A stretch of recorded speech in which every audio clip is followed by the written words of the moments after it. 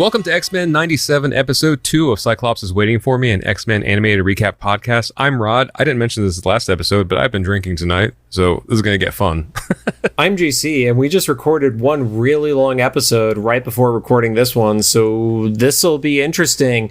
Also, yeah, still streaming on Sunday nights on Twitch, on twitch.tv/whiskeyandwaffles. That book Canuck, still not done. Last time I built it, kind of drunk, hoping it's not falling apart right now. Cyclops is Waiting for Me is our weekly podcast series. We are going back and watching every single X-Men animated episode we can find. The podcast started with the original 1992 X-Men, the animated series, building up to this, the release of X-Men 97. And just for this week, you're getting 2 episodes.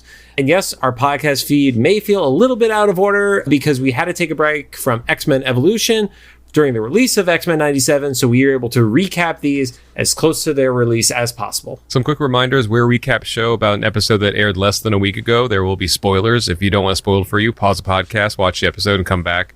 And we are currently not sponsored by or affiliated with Marvel Animation, Disney, or Disney Plus in any way. Don't forget to follow us on social media at Cyclops IWFM Pod on Instagram, TikTok, Threads, Twitter, and Facebook. Rod, I really got to remember to put the Thread stuff. I don't ever post it. Like, I say it, but I don't think I've posted any of the reels and stuff like that we've made there. I don't know what to post on Threads. It's tough. It's gradually getting better. I think they just opened up beta for Fediverse, but it's not quite there yet. I don't even know what words you just said. Oh, it's the thing that Blue Sky's on. Someone correct me if I'm wrong.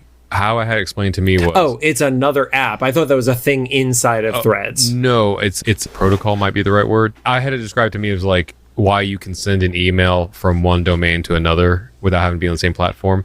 So basically, like, if you, once again, someone correct me if I'm wrong, but this is how it explained to me. If you have a fan base on like Blue Sky, it doesn't live on Blue Sky. It's on a server that's like your own domain or someone else's domain that you're borrowing.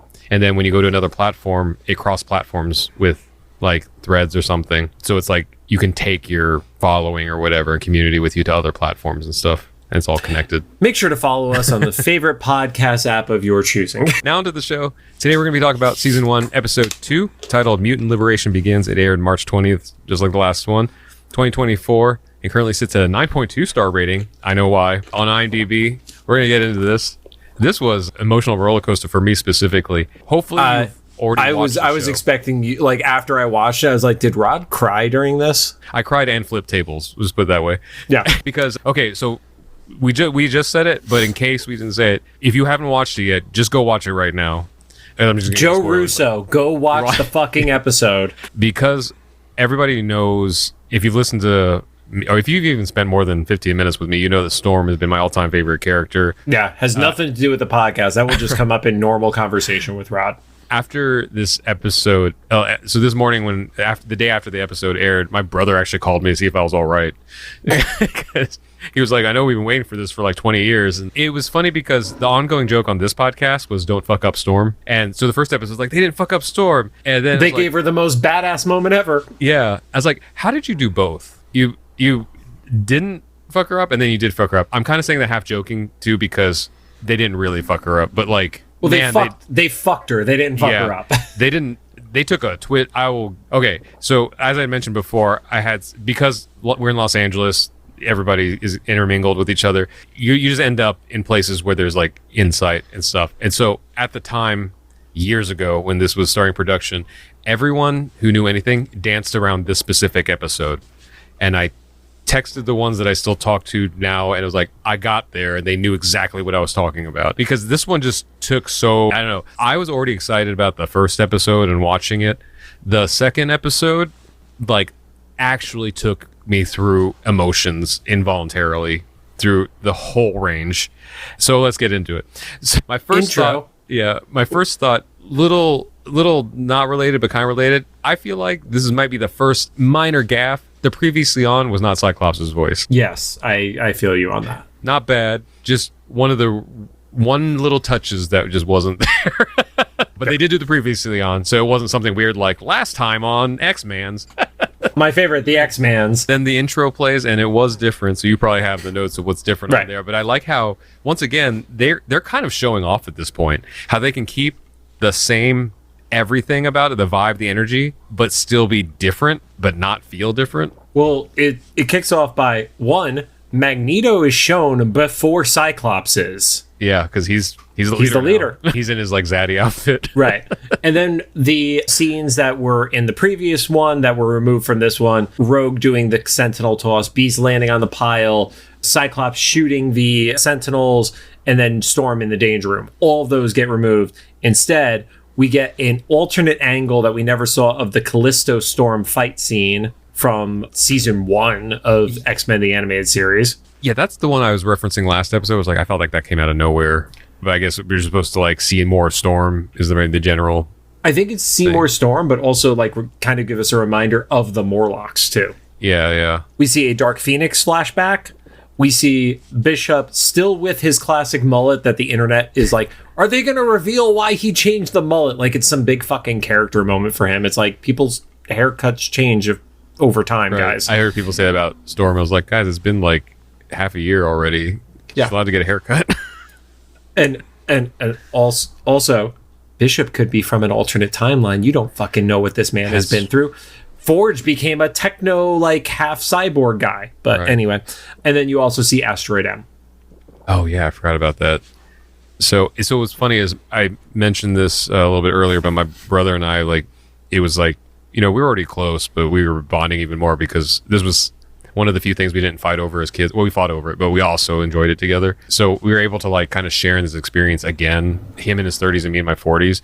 And I mentioned this. I was like, yeah, I loved how like they could vary the intro. And he was like, they did? I skipped it. And I was like, what's wrong with you? That's against episode canon. You are not allowed to do that. So he's like, well, not skipping the intros anymore. Like, yep. No, you definitely can't now. Like it's ingrained that, there's going to be some level of foreshadowing in the episode. And like, I guess maybe that's the only reason that you would skip it is you're like, I don't want any hints as to what I'm getting in this episode. But I feel like even the hints they gave us, like it's really hard to surmise what they're going to get to, Yeah. Because like, and I think it's literally just to like give you reminders of like, oh, remember the Morlocks? Okay. Here's why you need to remember the Morlocks. Yeah. And even like the Dark Phoenix was like, they're going to touch on that. They do and they don't. Right. Like it's a little bit of a throwaway line. Yeah. Yeah. So the actual episode opens up. They don't continue from a previous scene or anything. It just opens up cold on Coney Island. There's a Ferris wheel. We don't know what's wrong with it, but this is like the version of New York that no one wants to live in real life because there's like a superhuman catastrophe every night. But this has nothing to do with a catastrophe. This is literally just, well, that's falling over. Well, see, I think even like in like Gotham City or whatever, even when the Joker or one of the villains doesn't have anything to do with it, something goes wrong that has to include Batman. It's like it's just like the unluckiest metropolitan areas. That I completely agree with. And random guys are making earthquakes happen. That is going to have effect on foundations if you do it enough. Right. Like Bayville in Evolution, is it just going to fall into the sea one day? Right. And that's something that if these guys would have done, they would have addressed, sooner. It's like, oh yeah, the school, we got lost at sea. How? It's like, well, have you been there lately? Yeah, so the Ferris wheel is basically breaking off its joint. Is that what it's called? The axis, I guess. Axis is probably a better term. Like the middle part. I'm not an engineer. Spoke. There you go. Because that's what hub and spoke model. So it's just sure. Yeah. I don't know. Don't ask us to engineer mechanical. Yeah. Marketer and musician. Yeah. That's not our specialty. Yeah, I can count to 4. So it's getting ready to fall off that thing, and so the news reporter says they've saved everybody but one. For some reason, they evacuated everyone except for a small child. I think other people were probably easier to get to. I mean, the kid kind of fucked up.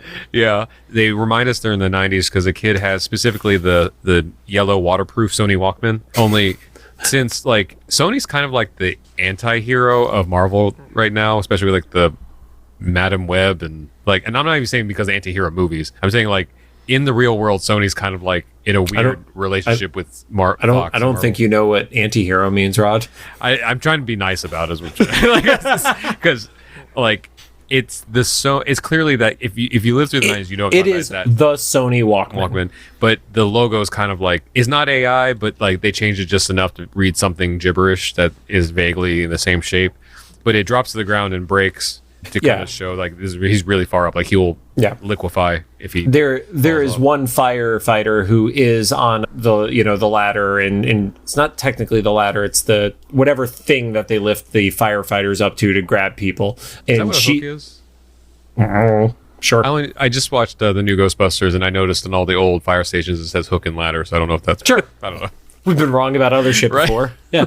Let's go with yes. But she's like trying to help him out, and that's when it starts to shake, and that's when Rod's favorite Walkman in history falls and shatters to the ground. And then the reporter's still reporting on all this stuff, but then she like kind of does a thing I don't think we've seen in this show, but we see in like 80s and 90s live action TV reporters where they look off camera and like, what is that? And we don't see it yet, but we follow their eye line. Yeah, she calls to her cameraman Art, who had a name. Does that?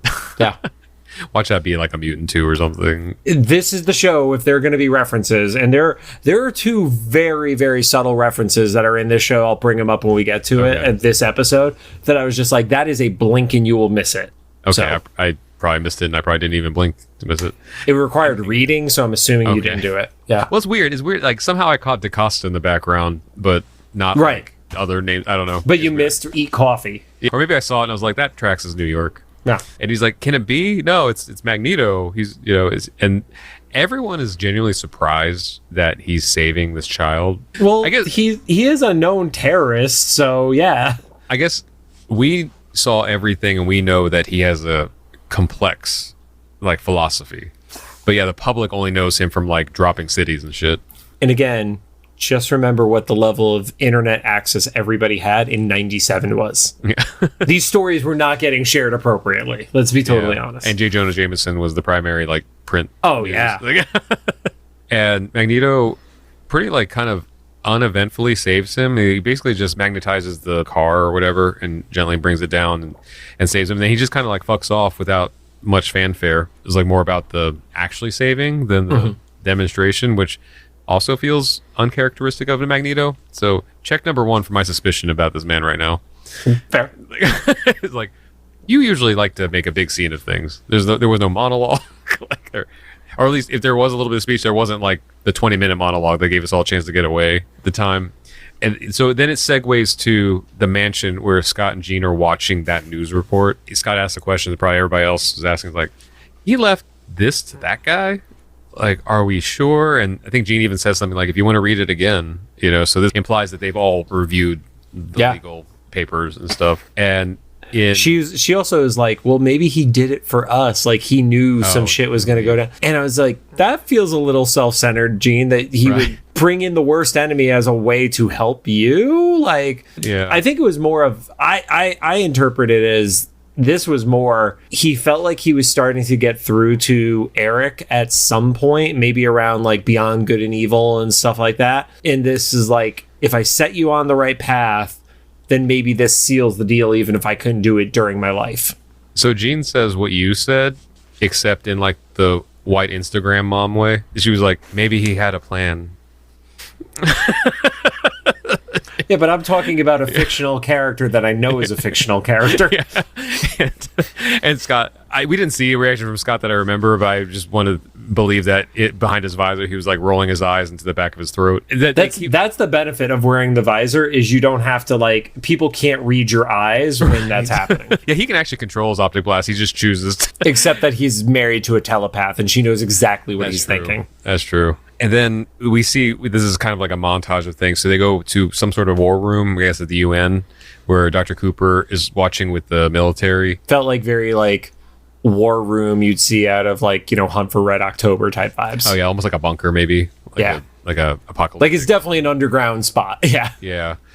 And then it segues to, I still don't know his name, but the guy that's the executioner. Our guy that up until this point has been the lead of the Friends of Humanity group with the 3 claw slashes, who, let's just, to make our lives easier, executioner for the episode. Yeah.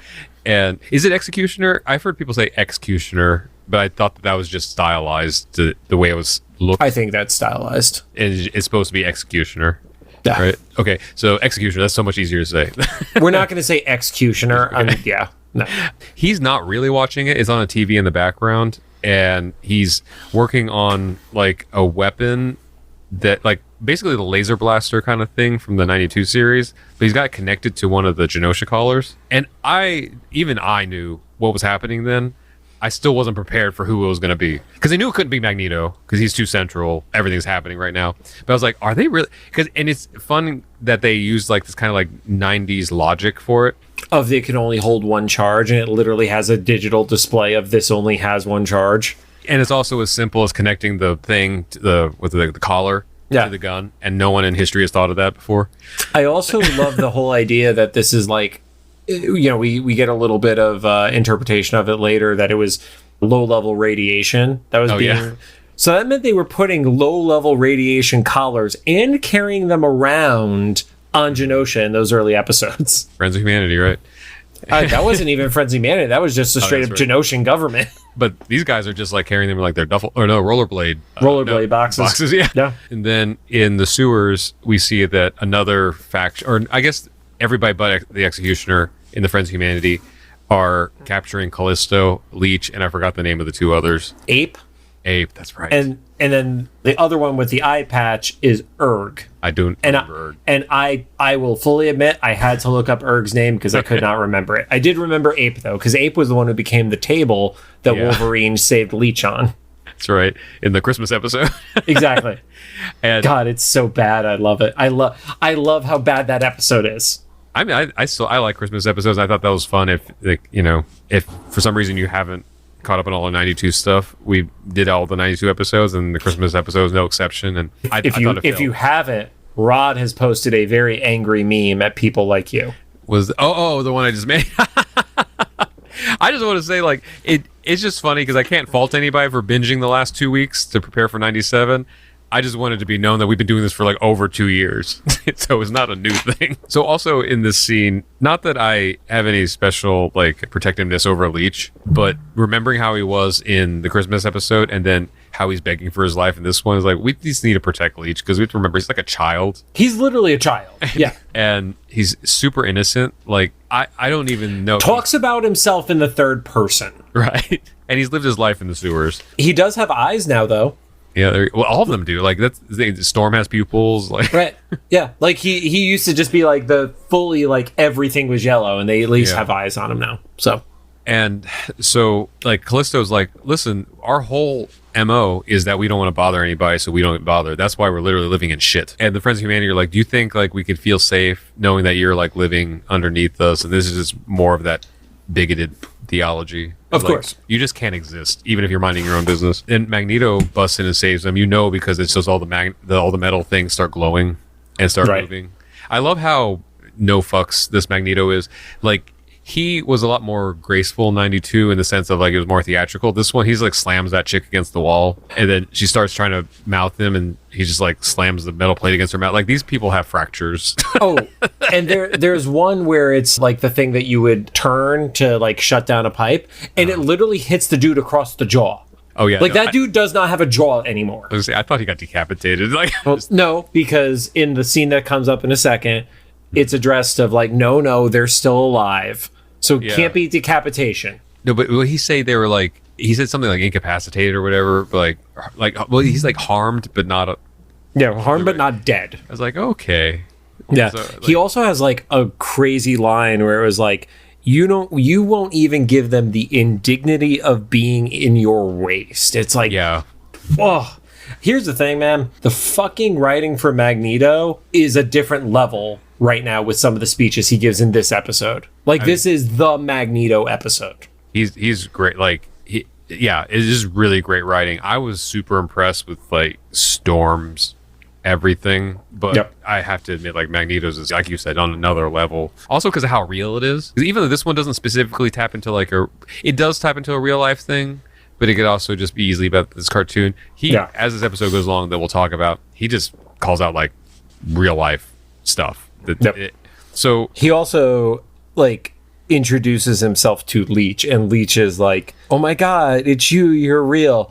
And Magneto does this is never going to happen to you guys again. I won't let it happen to you again. That's right. And it we see this over and over again, but Magneto, even if he doesn't necessarily like care for someone, any mutant is over the best human in his priorities list. So like he's out there protecting. I mean, to the point where like we don't know how he figured out that this was happening, like if it was tracked or if he was like keeping an eye on the sewers and Morlocks, but like either way, he's helping out a group of mutants that like are just generally overlooked.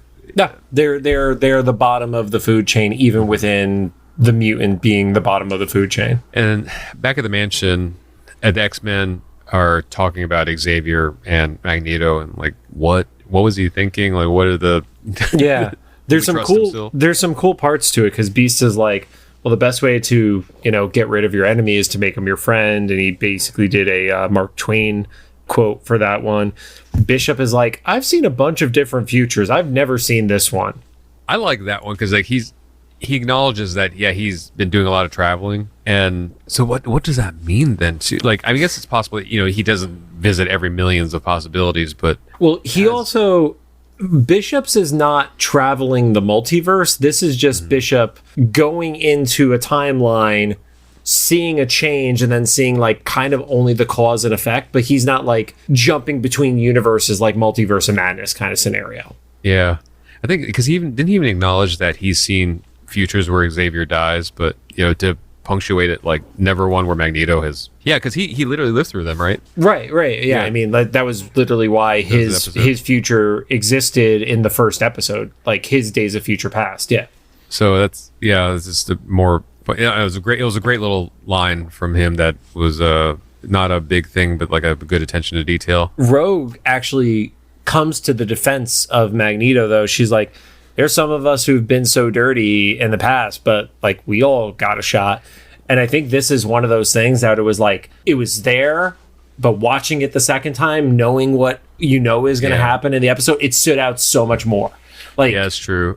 But she's right too, though. It's like most of them, except for like the original team and Storm. Aside from Scott, Jean, and I mean, Storm was a thief. That's true. She was a thief. Yeah, I forgot about that. Yeah, everybody has a Gambit, especially. I mean, literally Thieves Guild. Yeah. Aside from the original 5, basically.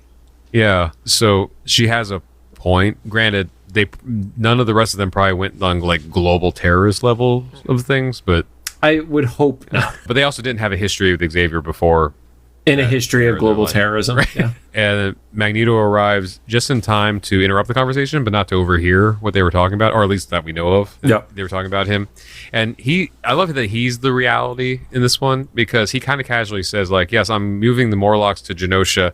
I'm just surprised all of you or Xavier didn't think to do this with all his vast amounts of money. I was like, dude, it was the best shade that he ever could have tossed at them, because it's like, oh yeah, you have this mega mansion with multiple jets that you keep rebuilding and setting up, private runways underground for. Yeah. You didn't think to set aside a few bucks to get people like out of the sewers of New York City? Yeah, and at least in our knowledge, there's not more Morlocks than the group that we saw. So there was, to their knowledge, there's a finite set of the Morlocks. So it wasn't like there was like this unending amount of sewer dwellers. It's the Christmas group. When you saw the most Morlocks during Christmas, all you did was bring them a dinner. It gives me the energy. Do you remember how Home Alone 2 ended? It's been a minute, but... So, remember through the movie, Kevin... The pigeon lady? Yeah. So, at the end, when his family, like, gets to have that big dinner together, he, like, takes her... I forget what it was. It doesn't matter. He either takes her some food or, like, those little dove things. Right. As a kid, I was like, oh, that's sweet or whatever. I watched it as an adult, I think, like 2 Christmases ago. I was like... You're like, give her fucking food, you asshole. Invite her to dinner. Like, she's outside in New York, like, in Central Park. Literally freezing. During December, ask her because he just ordered, like, what, $6,000 worth of room service for himself? So this is kind of that energy that Magneto's like, yeah, you guys had this guy's wealth and never thought to help anybody but yourselves financially. Although there isn't anything more American than not helping people during the holidays. Well, how do I put this? I talk to people who are outside of America about this. Like, one of the most American things to do is to come in and swoop in for the save at the end, but never do anything to sustain people during the thing. There's not very much in the American healthcare system to keep people healthy, but they want to like help save you from cancer after the fact. Right. We'll help you cure the cancer, but we're not going to help you prevent the cancer. Yeah. Or other things, even like, like destroying your body, during manual labor or something or whatever. Like, there's a lot of things. So Magneto throws that shade, and I love how in his very eloquent speech he like physically struggles to say coexistence. Yes. It's almost it actually hurt him to say it out loud. I almost got the feeling that he vomited in his mouth a little bit. Just say this is the way he said it. He was like Well, yeah, I mean, think about it. Like, his whole MO was like, Homo superior, and we're going to end this human issue. Yeah. And then Scott's like, Jean, read his mind to make sure he's being honest. And this is something that would have been skipped in other older cartoons and stuff. But Jean makes a good point. She's like, because his point was like, you did this with Gyrick. And she was like, well, I was looking for information from him. For feelings, his mind could feel this way genuinely this moment. But we don't know if he'll wake up tomorrow morning and feel completely differently. And then Scott's like, then you're going to check all the time forever. I was like, did you just tell your wife to live in another man's head 24/7? Not 24/7, but it was like at least once an hour, every hour. That's still a lot. I'm not saying it's okay. I'm a semantics guy. And also, this is another one of those like, okay, this is a reminder that there's still Scott from 92 in there because he told his very pregnant wife, who's already dealing with literally everything else, to take on another task. Yeah. They're basically like, all right, well, fuck it, we're not leaving. Yeah, so they cancel their plans to leave. Yeah. Magneto, and Storm has a great one where she was like, you have been our biggest enemy for forever. So, yeah, it's only natural for us to want a little bit of proof that you're legit. Yeah, and then Magneto says, like, of course, you're like, basically says she's the best one there, so he'll do it for her, like, is what he owes her. I mean, goes as far as saying, you are the closest thing we will have to a goddess. Yeah, and that was my note here, was he compliments Storm too much. Okay. This is strike number 2 of my suspicion. Because he doesn't do that to anybody else. Granted, she has proven to be the most badass so far. She is actually the one who's closest to being a god. And in this timeline, the only time we have heard Omega level so far. Which, once again, I want to remind everybody, I said that was a sexual experience for me last episode.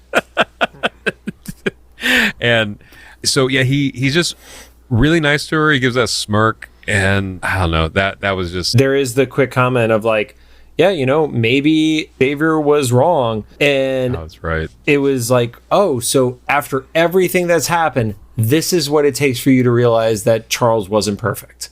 Yeah, that even he can make a mistake. Yeah. And then they cut away to Jean. I guess she's packing. I'm not completely sure what's going on because they said they weren't going to leave, and then...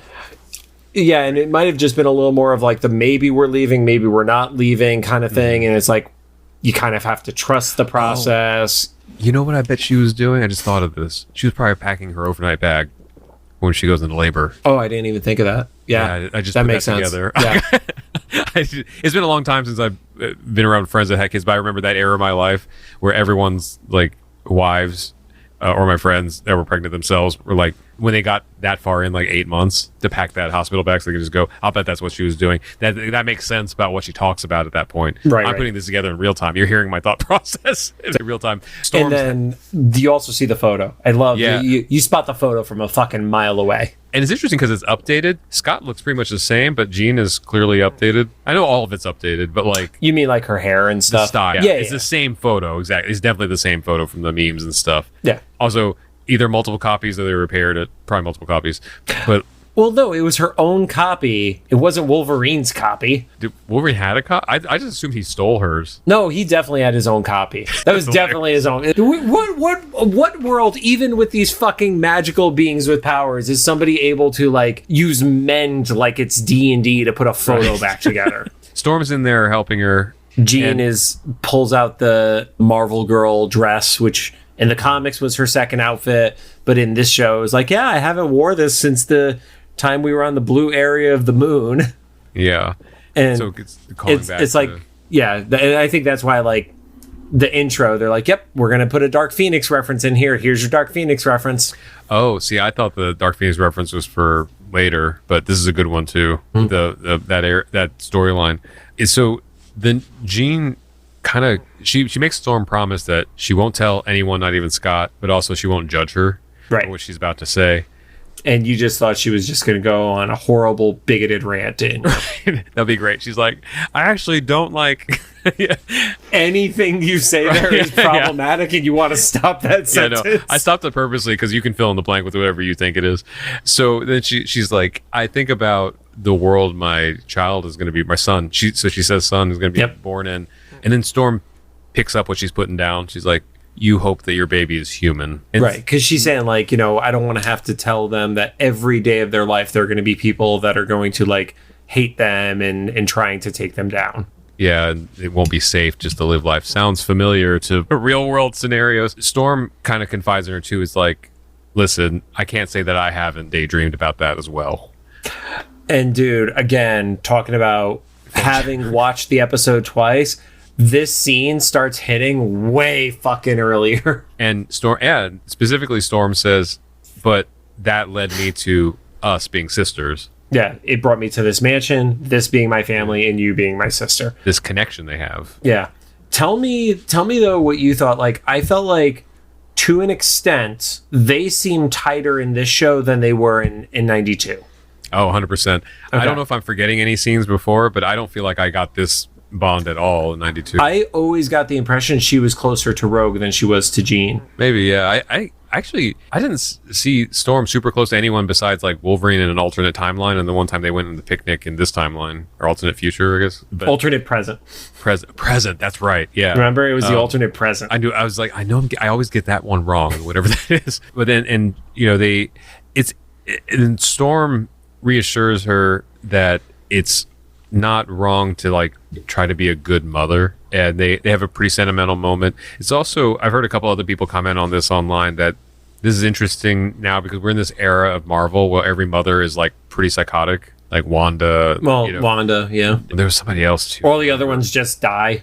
Right. And this is an example of like a mom who's like, even though the decision isn't quite right, she's coming from a pure place with it. Like, right. She's like, I don't want this child to have to deal with the shit that I've dealt with, Yeah. And then on top of all that, Jean's like, I just have this, I can't shake this feeling that something horrible is coming. And this is a little more insight into her premonition, where it's not future telling in like the fortune telling sort of way. It's not like destiny. Christine. Yeah. Yeah. There's this like, she had this vague like feeling.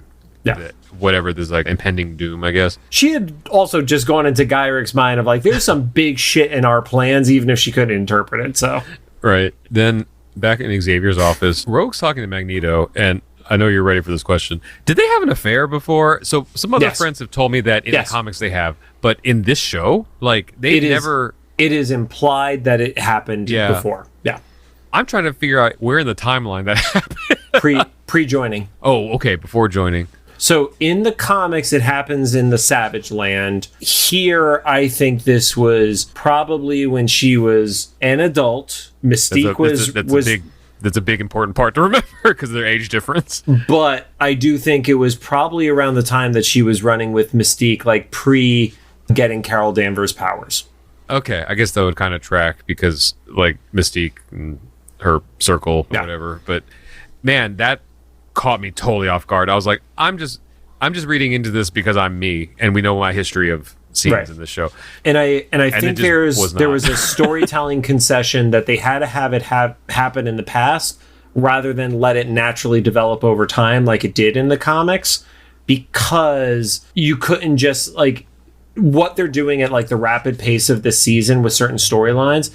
I don't think people would have believed like he joined and all of a sudden they're in love again, like kind of thing. Like I think it was there was a thing in the past that we just have to acknowledge happened for a portion of time. Yeah, and then this is a callback that you mentioned for when she was kind of defending him previously. Yep. And I do think it's interesting that she's the one that's really adamant about not telling anybody. Yeah, because they're having this like cool or like not cool necessarily, but this conversation around like, oh, they don't trust me yet, but I kind of get why. Would they trust you if they knew? And she's like, well, we don't need to revisit it because it's never going to happen again. Also a strong choice, to your point, of living in a house of telepaths. A lot of restraint there. Gambit thinks all the filthy thoughts that it just, like, it's white noise for everybody else's. Like, la, la, la. Jean literally walks around the mansion going la, la, la the entire time. And then they get interrupted because helicopters arrive. Yep. And it's funny because all the X-Men go outside. Magneto's his no segue. He's fully taking this place as the leader. He's like, all right, let's prepare. And Cyclops is like, we don't get scared when the good guys come. And then right on cue, the military comes out with guns not blazing, but like pointed. Pointed, absolutely. And Magneto's like, and you were saying? So real quick, like we've alluded to it in the past, but now that you've seen it in action, what do you think of the outfit? Because Magneto's. Yeah, because I'm genuinely curious because it's like, it's also, now it's in the full context of, oh yeah, he's literally leading the team, being a good guy. So he can't wear the old uniform when it's like, oh yeah, here, terrorists, right. Like being shoved in your face. Oh, you know? I guess that makes sense about why the costume changed. I'm personally not a big fan of the design, but it's also not like a big detractor to me. Like, there's nothing actually wrong with it. I think it's just a personal preference thing. I do think it's like such a statement though, that he's giving like your uncle that was in like theater camp, you know, because he's either wearing we have very different uncles. Well, he's like, because he's super eccentric, everything Shakespearean, and he's not Storm, and he's like, he has like spandex, like a spandex bodysuit with his the monogram on it of his first initial, and then like, or no, his second initial, I guess, was his last name, and then like gloves that go all the way beyond the elbow, or a suit that is missing the shoulders. I think it's the gloves. Yeah, I think it's the gloves too. But either way, like it's a statement. Like the also, whole thing. Shout out to our friends Max No Sleeves, who hates the outfit purely because it is the opposite of no sleeves. Right. It's like it's sleeves. It's sleeves just in the other areas. It's like it's sleeves, but if they were like socks, basically. And it's kind of like what I was describing with Storm. It's like they didn't fuck her up. Kinda. Like they kind of did both. And then his cape is kind of like a scarf cloak thing. It's not a Superman cape. Yeah. Like everything's dramatic. Like everything has like movement. It has a little bit of like a Messiah complex around it too. I could see that but also like how old is he now? Like 90 something? Well, no, because he was a kid in the 90s. It's still in the 90s, and we determined he would have World War II, so he's probably 6. Good for him for being in that shape. Probably 60. Because he's not just He's also fucking shredded. Yeah, like he has like Dwayne Johnson upper body proportions. Like, yeah, that's insane. Also, we didn't mention in the last episode, but Cyclops too. Like, dude is built like his Marvel versus Capcom character design. With like, there are muscles that I can't name that are popping out of like underneath his pecs. It's funny when the stills came out of all the characters. My brother was like worried. He was like, "Oh, they don't feel like." When he said not as good as the original, he was like, "Not the actual like quality." He was like, I like the over muscular original X-Men." And then welcome to this fucking episode. Right. Yeah, then he binged these 2 episodes like I did, and he was like, not worried about it anymore. Yeah. Like everybody's super muscular. But then Dr. Cooper comes out of the choppers and like clarifies, we're here for Magneto. I like that she kind of like motions to like lower the guns for like a hot second too.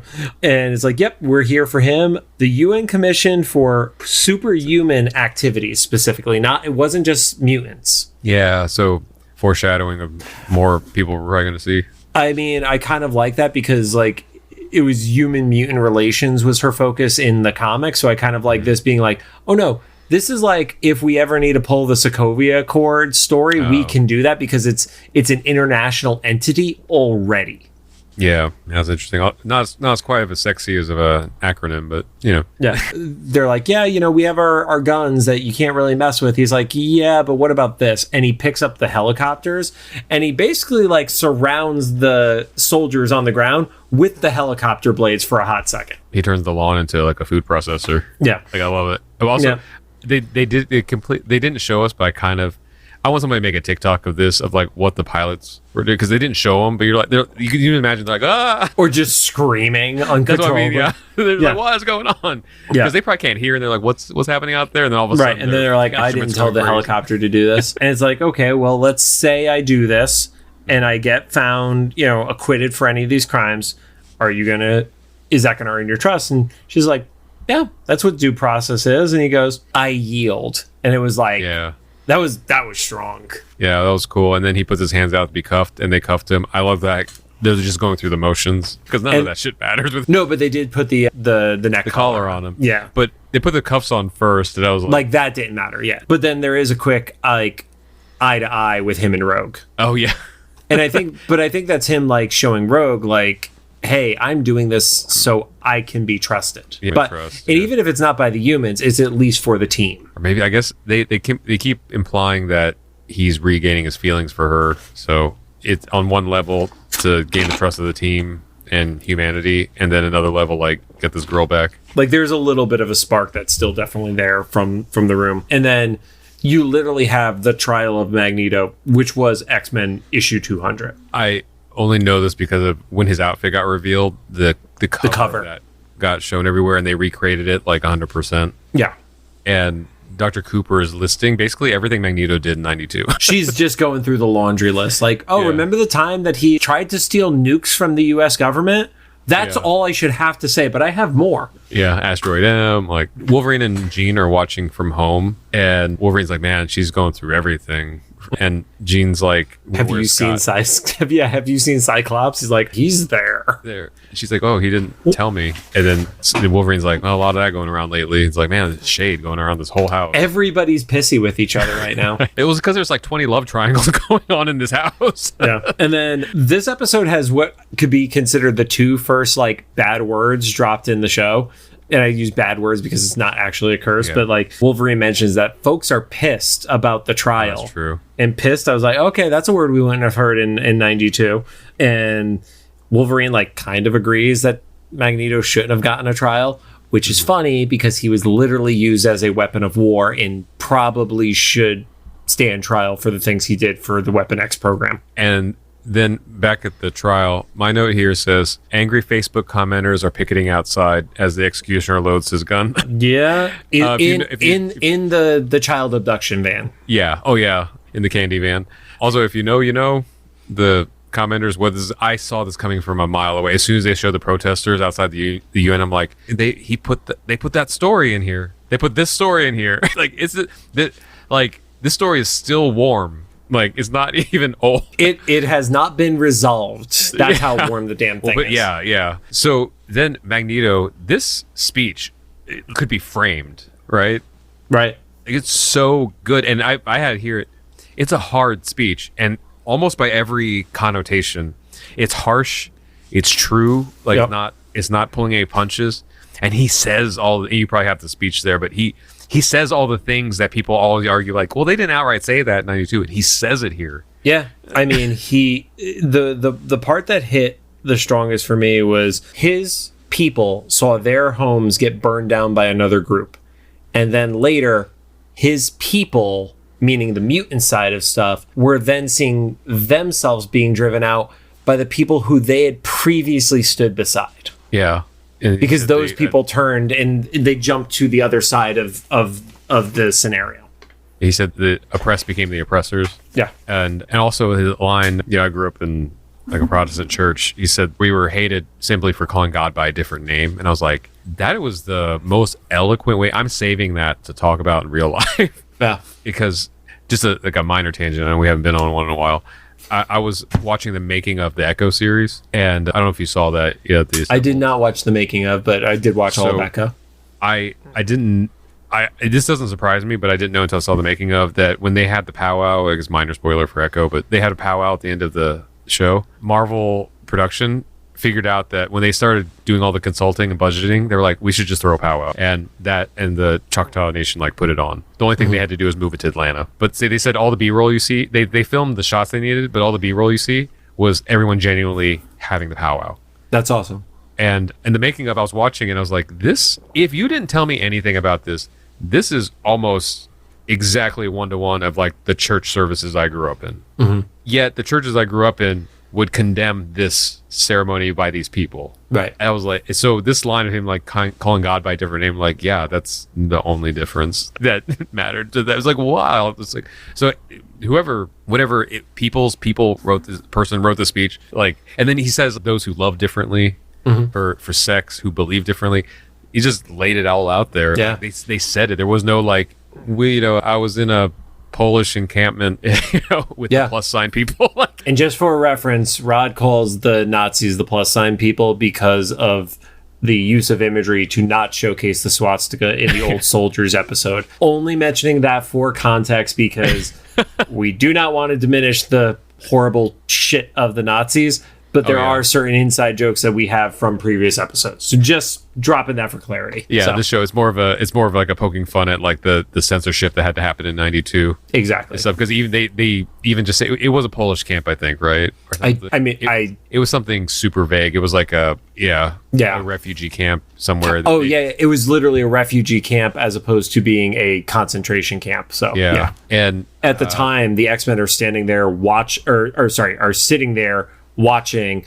I love that Beast shows up just in his underwear and his like Shi'ar backpack. Like he has clothes that he has worn to like stuff like he's literally like spoken at Congress. Like he's worn nicer stuff than his underwear.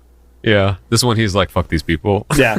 And then one other thing I love Magneto said was he called out the judges for their soundbite indignation. And there's multiple instances of this, but the one that comes to mind most recently for me is when, not this recent time, but the time before TikTok had to stand before, was it Congress? I think? And they were asking the dumbest questions. Like, they were so dumb, they had to have been purposely planned to get sound bites. Like, does TikTok use Wi-Fi? Yeah, does it have access to my Wi-Fi? Yes. That's how it connects to the internet. Like, what the fuck question is that? Yeah. At the time, we're also getting interspersed shots with, like, the Morlocks are traveling and they're watching on like a hand TV set. They also did swap out Tommy was in there instead of Ape.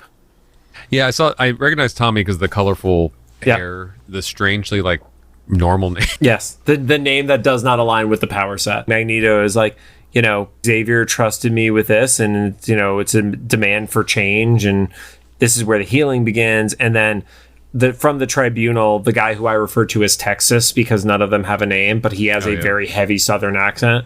He is basically like trying to call bullshit on Magneto, and that's where your point of like your sound bites are not what is going to make this work. So he then starts like showcasing like verbally, and you get like imagery in the background of the stuff humans have done to mutants, like creation of the Sentinels, like the Genosian collars and all that kind of stuff. And another Get Out parallel I won't go into because we've done it 20 times on the show. Yeah, but then that's where the woman on the tribunal that is not Val, there's like 3 people of the tribunal, and then Val, I guess, is essentially the prosecutor of this. Yeah. They're like, well, it wasn't the woman. I think it was the one who had the Russian-ish accent. Is like, oh no, this is protection.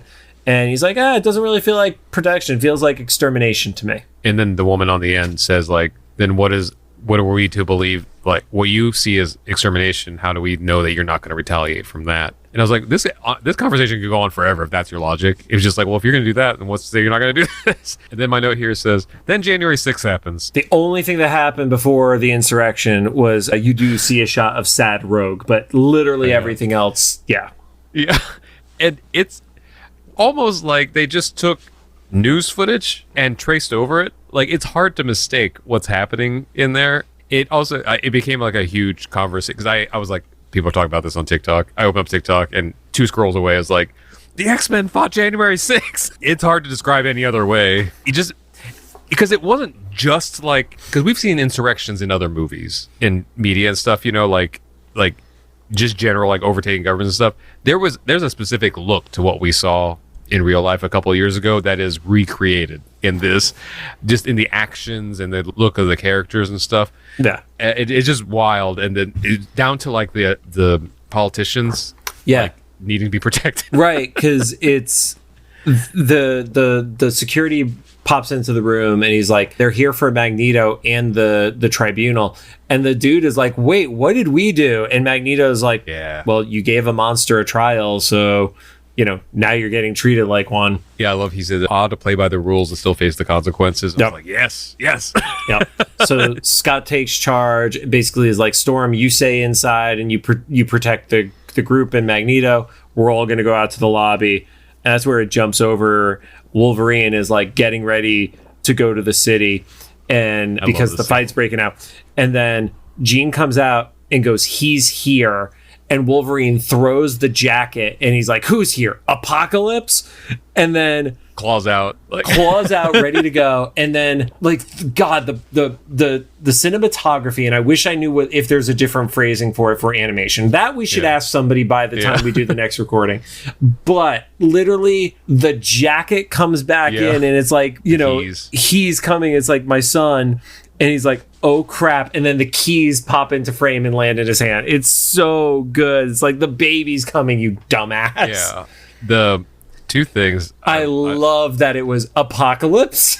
Yeah. Because it's like, why would he suddenly be here? I guess he does just kind of randomly show up a lot. But the two, like, kind of funny things I loved about this was how he was, like, one tick away from being like Looney Tunes when he's like, he like claws out, he's like, "Oh, an apocalypse." Like, it was just so, like, sudden and almost comical. Not quite, but, like, it was super fun. I also love that they gave these two this moment. Yes. Of course, it had to be these two. Yep. Of course, Wolverine has to deliver Jean's baby by a different man. Yeah. So they get in the Jeep and they start driving. And here is where it was blink and you'll miss it.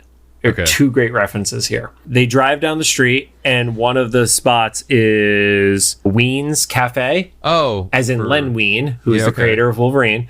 And then there was Romita's Saloon, which is likely a reference to John Romita Jr., who did a bunch of X-Men work. But John Romita Sr. was also a massive part of the Marvel catalog and stuff like that. So that's cool. I love here we kind of I referenced a few episodes back about when Charles in Logan, when he has like seizures or whatever he had and it starts killing people or whatever. We kind of get that version with Jean because as she's having contractions, the hood of the Jeep or the car like just like blows off. Well, Logan is driving on the sidewalk because of a traffic jam, and he's going to mow people down with this Jeep if Jean had not moved them. Yeah, including a puppy. Yeah. A guy walking his dog, and then a guy who's like was eating ice cream or something like that. And then they like get saved, and then Jean has the contraction and just rips. Like, it was kind of a sweet revenge for Wolverine giving Cyclops the convertible all those years ago. I didn't think about that. Yeah. It fades away before we see where that piece of metal lands. It went through the dog. Right, it lands on them anyway. Like, literally, it went that perfect angle that it hit the guy, the dog, and the guy who was eating the ice cream. So then we catch up to the X-Men holding off the True Patriots at the UN. And that's where I literally wrote January 6 vibes. Right. Yeah. Which, ironically, Scott builds a wall. But I do love, and I saw comments, a friend of the show, Joe Malone, was talking about this. Like, Cyclops using his power in such cool and creative ways that, he actually feels fucking cool, literally making a wall out of the ground in front of the UN, And also, I've already said this a dozen times, but him using his powers more accurately to how you've always described it to me. The push, so it's a push and not the laser, because I'm so used to the laser, for lack of better words, burned into my mind, that when because they didn't, it wasn't a full shot, it was just him when the optic blast came out. So I was like, did he just Homelander all those people? It's just my gut reaction. But then you see it hit the ground. You're like, oh, that's right. It's just he's punching the ground with his eyes, basically. I hate that you said burned into your mind. I couldn't think of it. I couldn't think of anything else. But that's where we get the full formal introduction of the Executioner, who blows a hole through the wall. So he's working with a different level of weapon compared to there was one jacked bigot dude who was just shoulder checking the wall. That's going to do something, you dumbass. Right. And I had here, so Executioner gives this, although it's wrong, powerful kind of mini speech to Scott. Before he gets to Scott, he mentions that he has this energy resilient armor. So he's getting shot by Bishop and it's kind of not doing anything. They get into it real quick and he actually is able to drop a collar onto Bishop's neck and then kicks him out through the door, into the mob of protesters. And then throughout the fight, he actually gets a hold of Gambit's bow staff and cracks Scott right across the face in the visor with it. Yeah, he's also trained. So of the idiots, he's the least of the idiots. He's the most proficient idiot. Right. Yeah. And then Scott's bleeding from the face as this is all going down. That's why we haven't seen blood since Magneto's stomach, right? There were definitely one or two punches in the previous episode that there was blood coming from their faces. Right. It was quicker, but it was definitely there. Yeah, but this one, it was coming out of his mouth, right? Yeah, I mean, it was like down his face. So yeah. And I thought that he shattered his visor. I was like, are we gonna get another like closed eye fight? Yeah, because he's essentially just going for it right now. Yeah. And then Executioner gets real close to Scott. He does what Agent Smith kind of did to Morpheus in the Matrix. Gets real close. And says, and the speech actually mirrors a little bit of Morpheus's like tone too. Oh, I could see that too. Yeah. Yeah. But my note here is like Executioner kind of gives Scott an all lives matter speech. He's like, you have no idea how it feels to like who cares, man? He's like, it's the whining. I can't take the whining. It's like, go fuck yourself. Right. And it's like, okay, well, at least they're establishing him as like, there's not a single drop of good in this person. Yeah. He's full-fledged trash. But then he gets saved by Lady Deathstrike.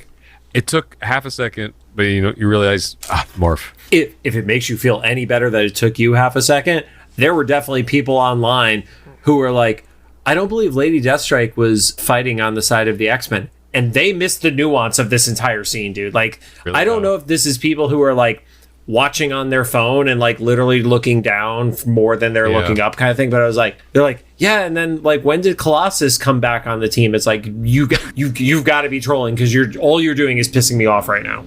That's like I had posted how excited I was to make a bowl of cereal and watch X-Men 97. And X-Men 97 was behind my bowl of cereal. And then one of my friends who, if you're listening to this, I love you. I just think it's funny, so I'm sharing the story. Yep. They're like, have you seen X-Men 97? I was like, yeah, I even made a bowl of cereal and took a picture of it in front of the TV. It's literally broadcast. So, I don't know. Nuance. Yep. Yeah, I don't know. I don't even know if I would call that nuance, but yep. Yeah, Colossus and Psylocke. Yep. And then at that point, Jean starts screaming into Scott's head. God, that has to be the worst facet of that marriage. Right. You could be yelled at on demand. But Scott's like, oh shit, I can't leave. And then Storm knows what's going on, is like, Rogue, get Cyclops to the hospital. And Cyclops is still nervous about Magneto, like, in this whole scenario. Like, if there's a time where Magneto can unleash and rain down hell and ruin everything for Charles's dream, this is it right now. Yeah. I also I was like, wow, like, I guess this is supposed to more establish, like, Scott and Jean's, relationship, that he would leave this important of a fight. It's not only is it a big fight, it's like a pivotal political moment. It's more than just survival in the moment. It's bigger than that.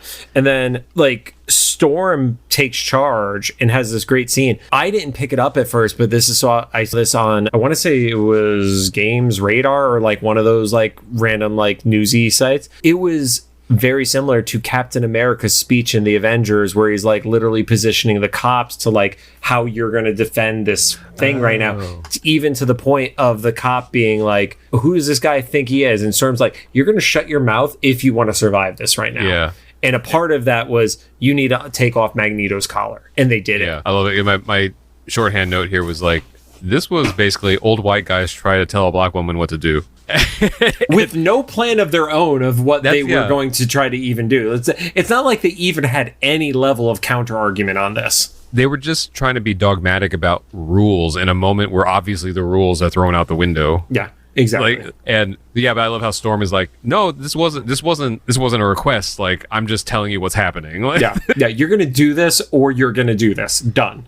Jumps over. Wolverine is holding a doctor up against a candy machine. I had here Wolverine almost kills a bigot doctor. Yeah, I mean, because the doctor is like, yeah, you people have no control. Because obviously, super scientific doctor. Literally, the entire series is about people learning to control their powers. So he's done so much research. But this also reads as I did my own research kind of guy too, right? Yeah, yeah. And he's refusing to help. Scott arrives. Jean lets him know, and they're like, Scott has a great plan of like, Rogue, can you like learn his shit? And by absorbing him. Yeah, and Rogue is like, yeah, but if I accidentally touch your baby, they might. And it's like, oh, you might kill our child is what she's saying. And then Jean is like, no, we trust you. That was a sweet moment. It was a great moment. And then I also love how like no one was concerned for the doctor. They shouldn't have been. No, fuck that guy. My note here is like, then the Rogue kills the doctor. Rogue did not do like the quick touch. It was like, I'm gonna get a lot out of you right now. You're gonna be in a coma for a week. Right. I want to believe we should get like the side, like the mini series of like Rogue is the Grey's Anatomy doctor. because she had that guy's knowledge for the next like 3 hours for the emergency room and such. But the nurses, zero protest. They are totally cool with helping Rogue on that. Yeah. So yeah, it's either that they have to take what their boss's instructions were. Also, they probably can't deliver the baby on their own, or they're just like, fuck this, we don't get paid enough for this. What do you want? Yeah, please don't drain me. Yeah. And then it jumps back over to the UN where Magneto has made the energy shield that's surrounding him. And I complimented it last episode. I'm going to do it again this one. Just showcasing the visuals of the powers is another level by comparison. Yeah, like he takes all those metal pieces from everything in the room. And this is the foreshadowing we mentioned about the danger room. And was it the last episode? Yeah, last episode. Right. I'm getting all these mixed up. And he makes 7 swords. And like, I didn't know if that was like a reference to like Sword of Damocles or whatever, but it was 7 swords positioned in such a way that I was like, this has to be some sort of reference, and we just haven't found it yet. But I was like, that was intentional. Yeah. And then he tells Storm, like, do your thing. And then they basically make an electric cage for these animals. Yep. Be animals, be caged. And then it's like a lightning barrier. And that's when the Executioner comes in to the room and pulls up the gun, which, like you said, it's got one shot. And Magneto, as far as I could tell, could not see it. And the Executioner takes the shot, and Storm gets in there and takes a fucking powerful shot. Like, you literally see her skeleton in the shot. Yeah. Even before she jumped, when Executioner barged into that room, I was like, it's gonna be Storm. I was already getting upset in advance because it wasn't gonna be anybody else in that room. It definitely wasn't going to be any of the Tribunal or anything like that. It wasn't going to be Val. Yeah. It was just Magneto, and they weren't going to throw like a human in front of it because it was specifically that collar gun thing. I was like, it's gonna be fucking. They're not gonna do that to Storm. I was like, maybe it's a tase. I was holding out hope for like it being like, oh, she's out of commission for a week or something. Yeah, nope. She took that. I fucking started flipping tables, man. Like I was like, what? Like we just got her. Like I've been waiting 30 years for this Storm, and she was amazing. Literally a half hour earlier in your life. Yeah, and I already loved the 92 Storm. This somehow improved on it vastly, and then they just took her away. Granted, we're presuming that this gets resolved later. I've been given some insight of comic storylines that are outlined in the show, the episode titles and stuff. But I still just, even with all that, I personally, I'm not saying this for the show in general, don't like the idea of missing episodes of Storm's powers. However, after I calmed down the next morning and thought about it, it had to be her story-wise. She's the only one that's not like in a weird love triangle or has 20 other drama things happening. She's someone that's like fairly universally loved. Like no one had given a shit if it was Gambit. Also, he's in like his whole whatever that is with Magneto and Rogue and stuff. And then like it couldn't be Scott or Jean. Jean's already got her things coming up. Oh yeah. And like Beast, like it wouldn't have been the same, Beast, it would have been a win. Right. Yeah. But it was just that like on hindsight, like that's the reason they made her so fucking cool. Right. The whole time, because they knew she was already kind of pretty much universally loved, and then they like really hammered it home, and then they did this to her, and then I was like, maybe I'm biased because of like how upset I was. But I was like, Magneto fucking set this up. Like he played too good, too long. Even if I still think that he respects Charles enough to carry out his wishes, but I feel like he's doing it in his way. He's like, we have to sacrifice one to do this, and he's probably not happy. It gave me a Thanos and Gamora vibes, where I was like, I don't want to, but I have to for the good of the greater good or whatever. So I hope I'm wrong. Well, it doesn't matter now. It happened either way, if I'm wrong or not. But like, it was wild. And then like, I've never been sadder watching a cartoon or an animated show than watching Storm crawl around like a helpless animal on the ground. Like, this is the most heartbreaking thing I've ever seen. Like, you could tell the level of pain that Storm is in. She fell off the stage on her knees. Like, that's harsh. And then you see her cry, like, I just wasn't ready. I think we've gotten used to the claustrophobic thing. It's like, oh, she's freaking out. Like, let's not. That was panic. This was just like, I think she just would have crawled off a cliff if given the chance at that point. And once again, Magneto is immediately like, he like takes Executioner over. He doesn't just take Executioner over. He literally slams him into the ground first, twice. Yeah. Like, just using all the metal in his body. He's like, I'm going to slam the shit out of you.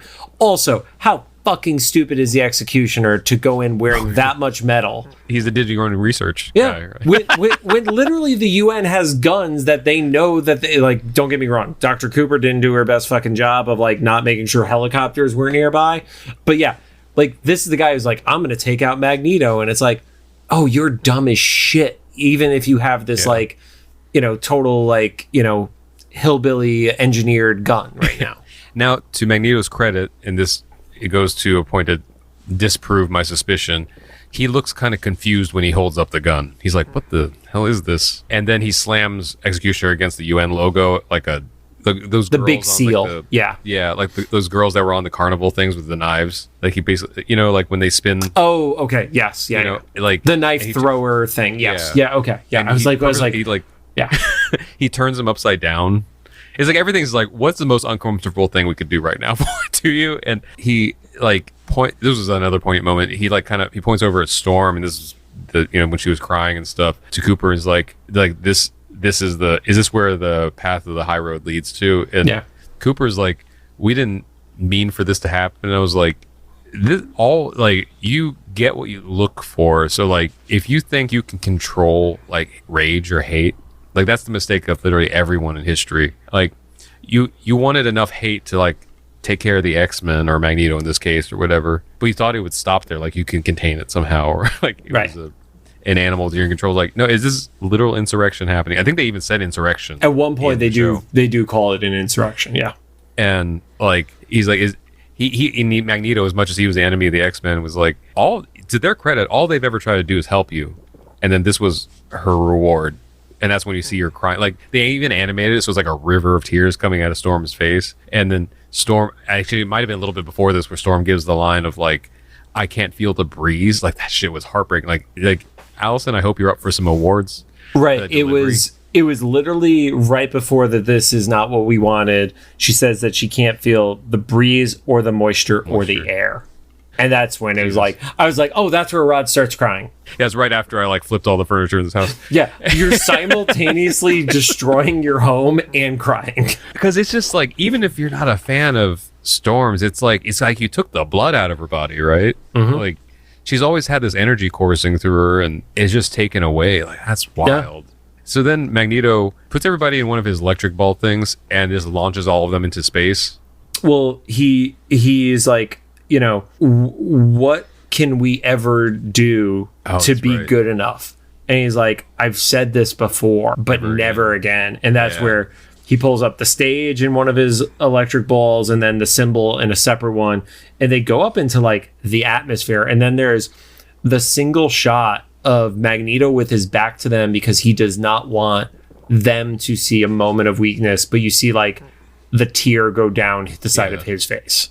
And so that's why I was like, this could go either way. He could have planned it and still been not happy about it. Right. Or he sees it and it's like more real than he had, you know, imagined. Or it just happened unexpectedly and he's still, you know, holding back from just like squishing everybody. Right. Because he's very thoughtful, obviously, about what he's saying, but he's up there with 5 people. But he literally says bigot, ingrate, sycophant, and worm. Mm-hmm. I got the impression he is not including Val in that group. Oh, interesting.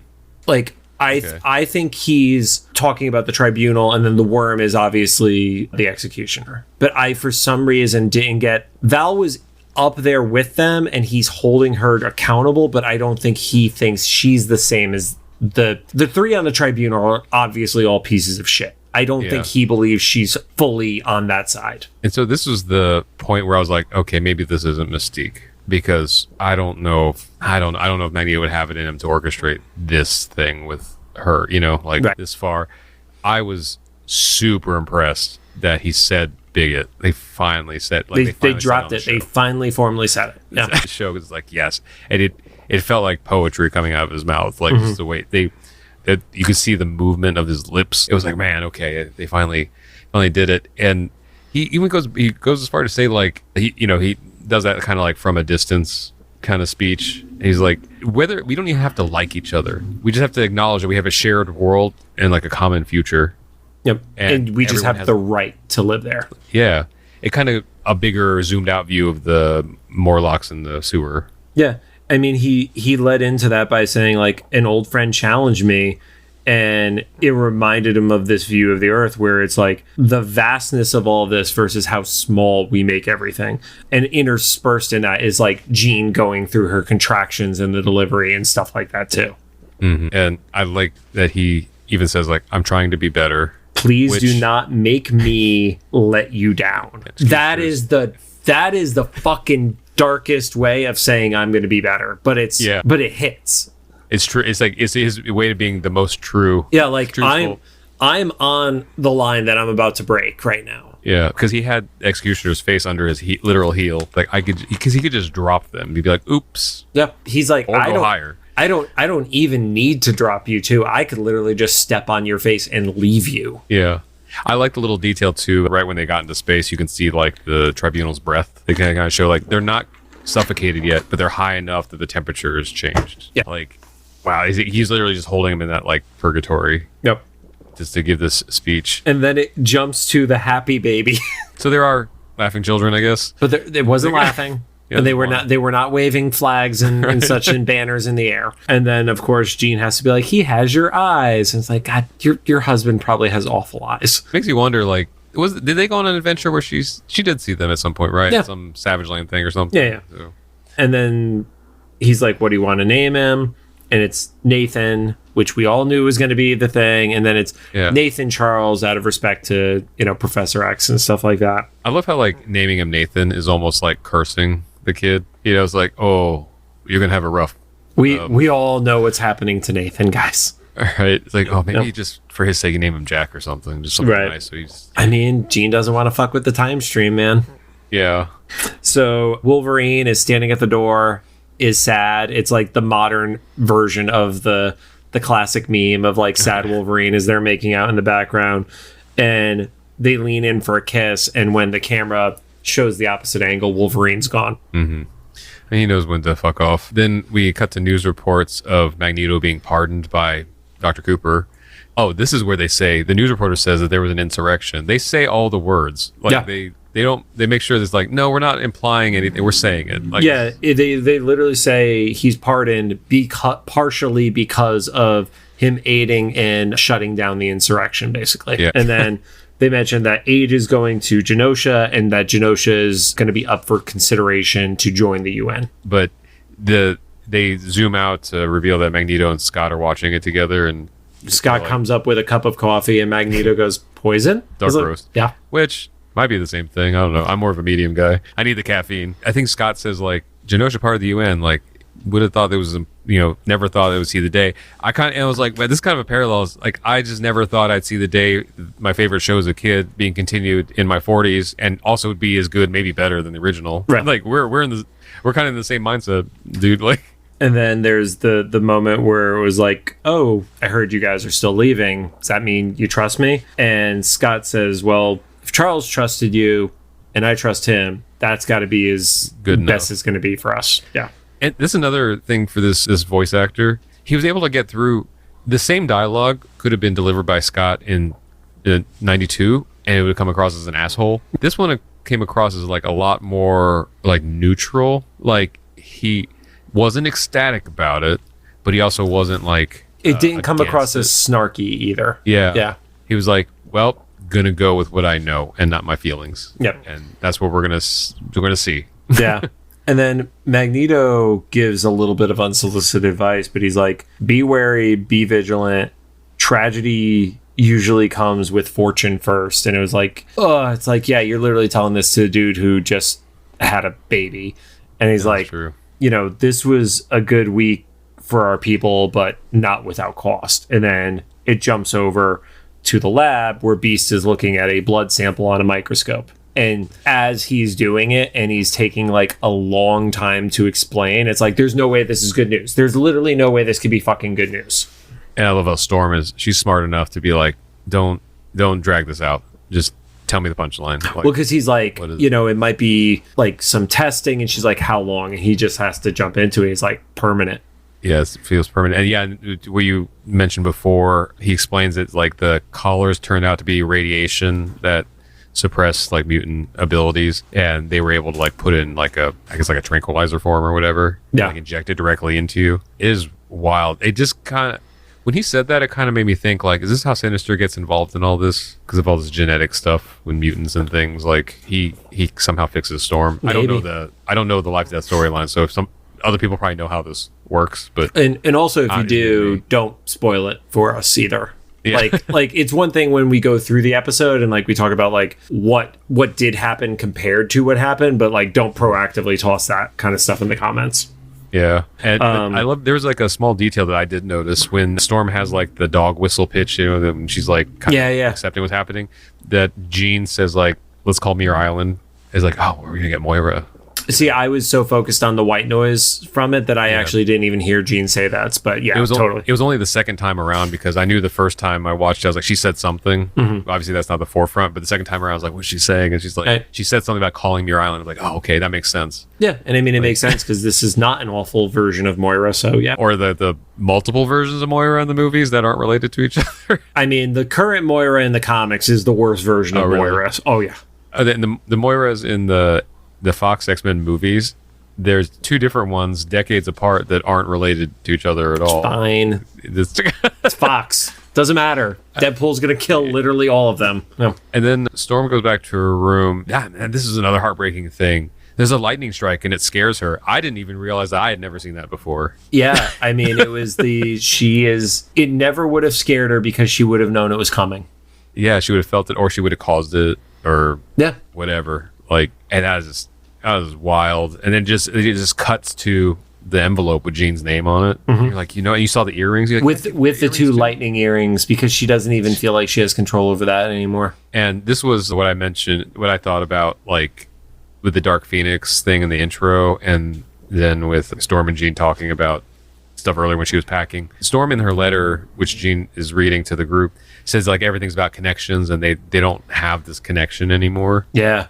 And I was like, man, so she kind of like just pulled the plug herself on everything instead of trying to give it a shot. She's already like, this. Well, she also dropped like a very pointed but not like negative statement where she was like, you've had to say goodbye multiple times, like, and essentially is like, I'm not strong enough to do it with everybody. That's what I thought with the Dark Phoenix thing was mentioning. Is like, oh yeah, she's been Phoenix like 20 times now, so like, she knows how it is to die a few times, right? Because in the Dark Phoenix saga, if anybody doesn't remember it, like Jean basically went into that knowing she was going to either die or have to sacrifice herself. Like there was not a way in Jean's mind that she thought she was going to survive that event. So yeah, and so it segues from Storm's voice to Jean's as they reveal that she's reading it to the group. Well, you get a few clips in there. You see Scott with the baby, and because she's talking about Storm is mentioning her faith that she has in her family, more about connection with like, the nature to want to be held and seen and felt by another soul, and that's where you see Rogue and Magneto in the office, and they make contact with each other. Someone tried to explain this to me. I guess this is precedented. Like he's able to create like a magnetic field or something. Yeah, essentially. And that requires so much explanation. Well, but it's the whole thing of like, technically we never actually touch each other because our atoms can't actually touch kind of thing. Yeah. It's just using the magnetic field to do that, basically. Yeah, I guess it's just an extension of whatever Magneto did for Xavier's mind powers in the graduation day. And it's talking more about connection. Morph shows up with beer as Wolverine's in the tree. Wolverine's like not wanting to pay attention. Morph chucks 2 bags of chips at Wolverine, and then Wolverine turns, and Morph has turned into Sabretooth. And they play like cats. Yeah. Wolverine jumps out of the tree, and then he fucking slices the beer with his claws, and that was not what Morph's intention was. So, yeah. See Gambit outside and outside of the room that Rogue and Magneto were in. Mm-hmm. I might just be reading too much into this, but like it, and only because we've kind of established this is not a rated G show. Yeah, it kind of implies that like Rogue and Magneto had like a real quick hookup, or at least Gambit a makeout session or something like that. Yeah, and Gambit heard enough. Yeah, like just basically because I feel like them going to the room just to touch hands wouldn't have been enough for you to hear outside. Yes, to know, or to assume, people are alone together all the time in that house. I don't, and at least in my knowledge, he doesn't have any precedented like suspicion of them being a thing. So I just feel like something physical and like intimate happened that he was able to overhear enough, and then he drops the card. Like that's like really hard. That's his like sad Wolverine in the picture thing, right? Like he drops the charge card that, that loses the charge. There was like one quick comment that Gambit made earlier about like communication or trust or something like that, but it wasn't enough that it was like a full-fledged suspicion. So I totally agree with you on that. And then you see Storm getting on the bus, and she mentions how they're no longer connected, meaning her and Jean, that they're now living in different worlds, and it feels like the other memories she have are already a lifetime away. And it just sucks because literally she was saying like, I've daydreamed about what it would be like to be human, and she kind of got her wish.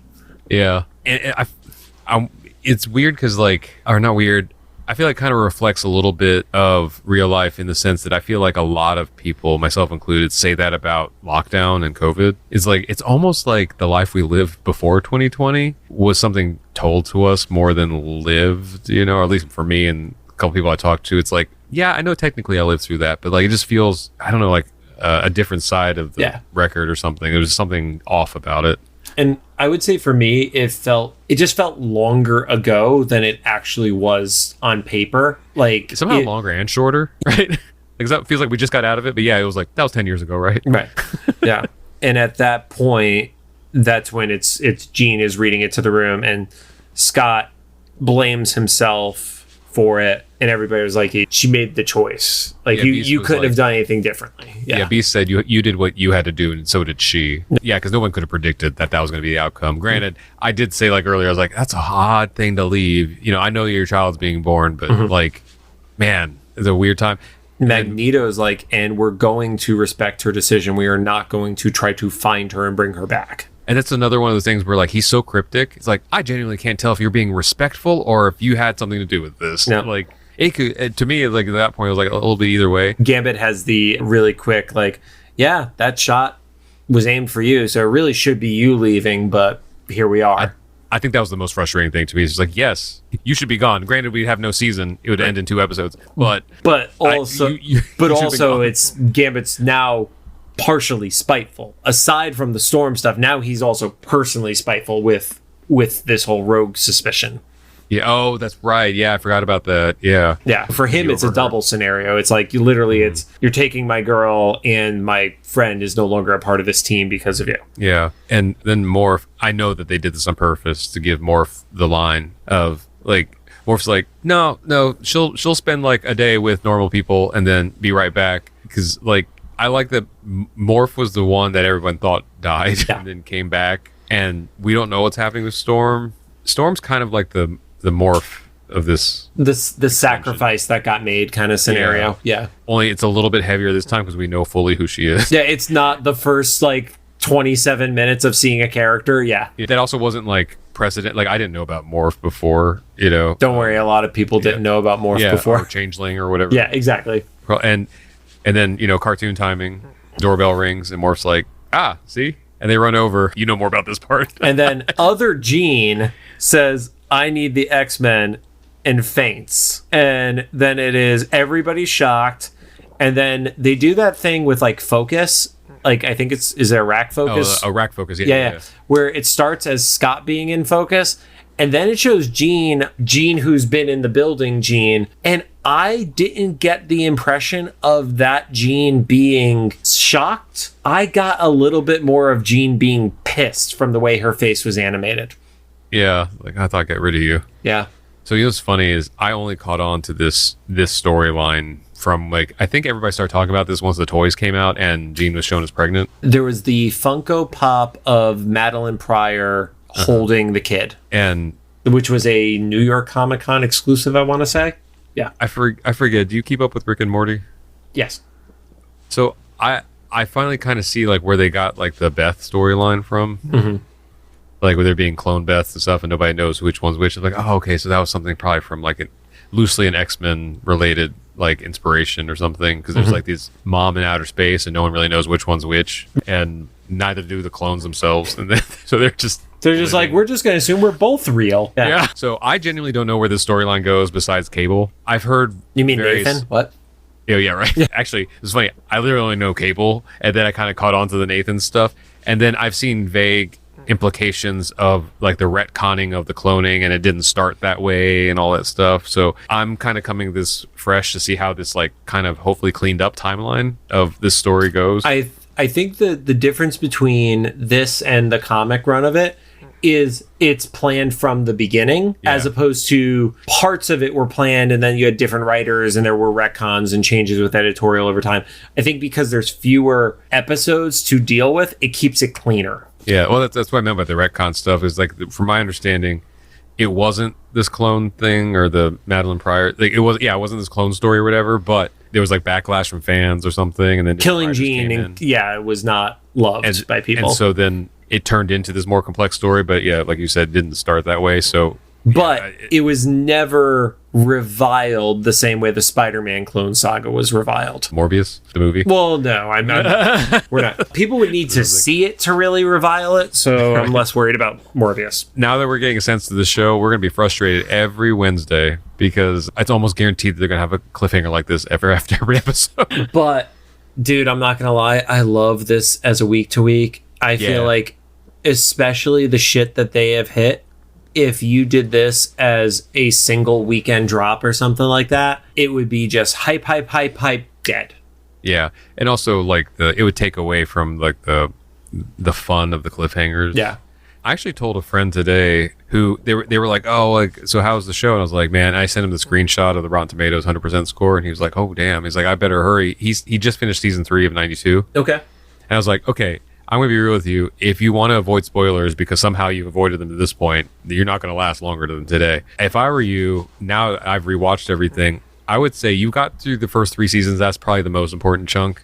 You can probably skip to the finale, then watch this show, and then catch up with season 4 and 5 in between new. I would maybe add in Beyond Good and Evil and then the finale. But I think, unfortunately, for season 5, like, those episodes were such non-factors because they were all kind of like standalones, you know? I told him, I gave him, I forget what numbers it was. I was like 9 through something. Don't even worry about right now because like one of them is literally Jubilee telling kids fairy tale stories. Yep. So whatever. But I was like, I think the only hard knowledge you need to know now is what happened in Graduation Day, and then you won't be confused for episode 1 and 2. But it might be fun for you instead of trying to cram 3 years or 2 years of episodes into like a couple days. It might be more fun to, since you haven't seen them, to watch the new show and then fill the time in between with the last couple seasons of the previous one if you haven't watched them yet. Right. But I'm saying that to anyone listening, that for some reason, if somehow you came into this just watching 97 and you're not sure what to watch, to binge, I would say like, if you got mostly through the first half of the series, you will be pretty safe to just catch up with the finale and then catch up. I would advise that over trying to just binge everything and then catch up with the show and avoid spoilers. Like, that's insane. I would also look at the Previously on X-Men Instagram account because it actually mentions specific episodes by name. And I do think that there's a little bit of the like, we're not going to give you a quintessential watch list of 45 episodes to get caught up for this. It's like, I think they narrowed it down to like maybe 11 or 12 episodes of like across everything. So interesting. Okay. Yeah. Yeah. The only final piece of trivia, we mentioned the trial of Magneto, which is where Scott retires from the X-Men.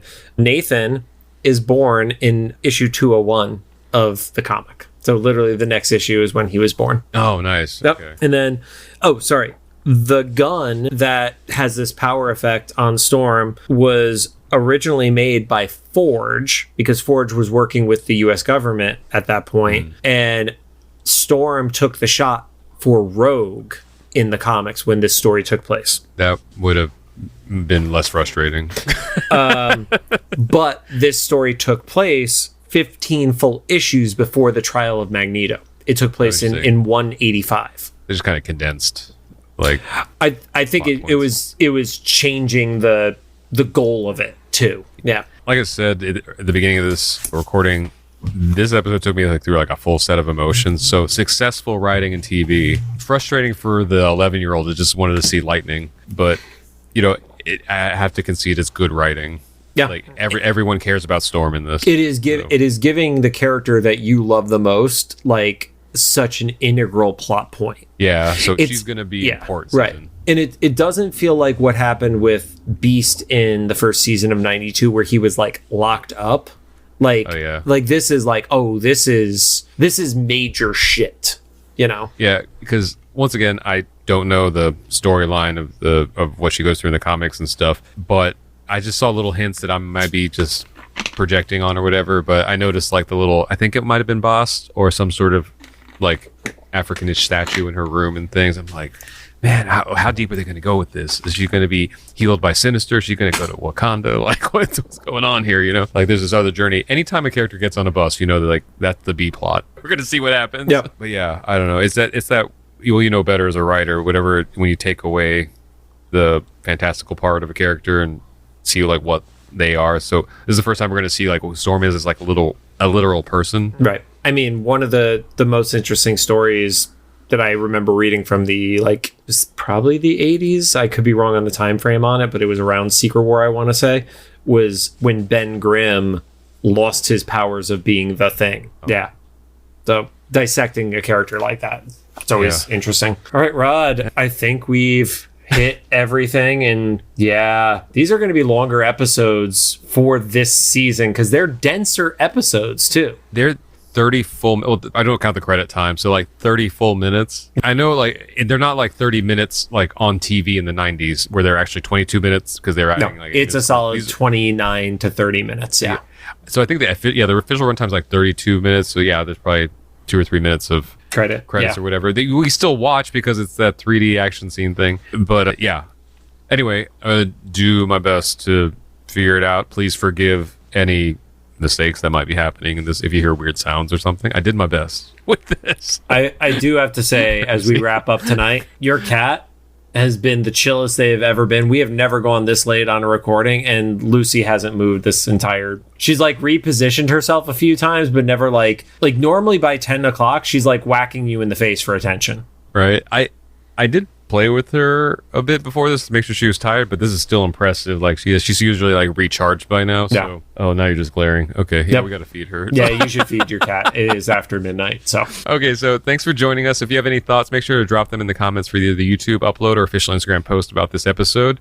If you like what you heard, we'd appreciate a rating on the podcast app you're choosing. You can find us on Apple Podcasts, iHeartRadio, Amazon Music, Spotify, YouTube Podcasts, and CastBox. I'm gonna go. Guess gotta start editing right now.